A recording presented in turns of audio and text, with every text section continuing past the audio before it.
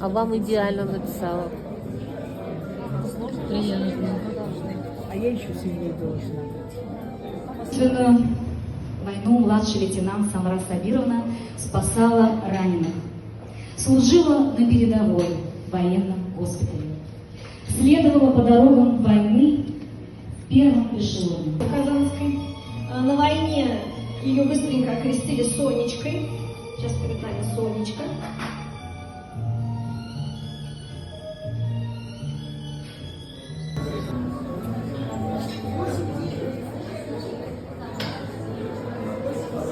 Вы тоже за автографом? Да?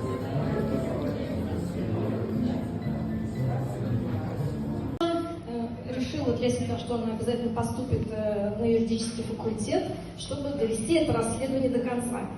Кто же такая была ее тетушка, и она это расследование довела до конца. И вот, может быть, она нам расскажет о некоторых ее секретах, которые она рассекречила. И я предоставляю слово Галямовой Гульсине Рауфовне, майор милиции в отставке, племянница нашей главной героини. Ваши аплодисменты, пожалуйста.